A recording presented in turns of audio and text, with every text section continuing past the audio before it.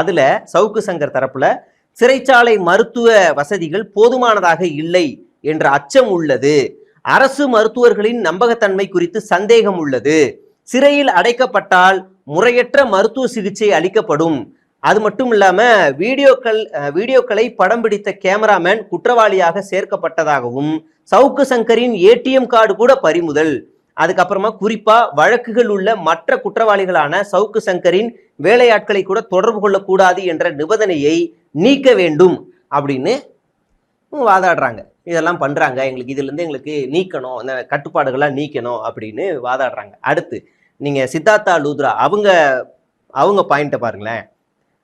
மருத்துவ சிகிச்சைக்காக வழங்கிய ஜாமீனை தவறாக பயன்படுத்திய சவுக்கு சங்கர், விசாரணைக்காக சங்கரின் கைபேசி காவல்துறை தேவைப்பட்டது, சங்கர் அதை தர மறுத்து பின்னர் ஒரு வீடியோவில் பாக்கெட்ல இருந்து எடுத்து காட்டுறாரு.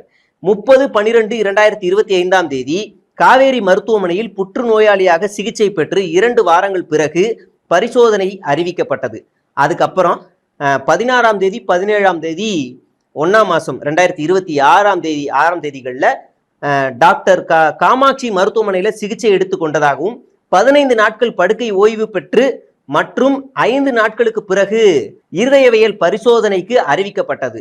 தொடர்ந்து இதுலதான் மெயின் பாயிண்ட், தொடர்ந்து சிகிச்சை எடுத்துக்கொண்டதற்கான எந்த ஆதாரமும் சமர்ப்பிக்கப்படவில்லை என்று அவங்க தரப்புல இருந்து வாதாடுறாங்க. அடுத்து இருதரப்பு வாதங்களையும் கேட்ட நீதிபதி தன்னுடைய கருத்தை சொல்லணும்ல, ஜாமீன் தகுதியில் அடிப்படையில் அல்லாமல் மருத்துவ காரணங்களுக்காக மட்டுமே வழங்கப்பட்டது, குறிப்பா சுதந்திரம் லிபர்ட்டி தவறாக பயன்படுத்தப்பட்டுள்ளது, சிகிச்சையில் கவனம் செலுத்துவதற்கு பதிலாக சங்கர் ரீல்ஸ் மற்றும் வீடியோக்களை தொடர்ந்து வெளியிட்டுள்ளார், இது ஜாமீன் வழங்கப்பட்டதன் நோக்கம் அல்ல, உண்மையாகவே உடல்நிலை சரியில்லாமல் இருந்தால் கட்டுப்பாடுடன் நடந்து கொள்ளுமாறு சங்கருக்கு அறிவுறுத்தப்பட்டுள்ளது.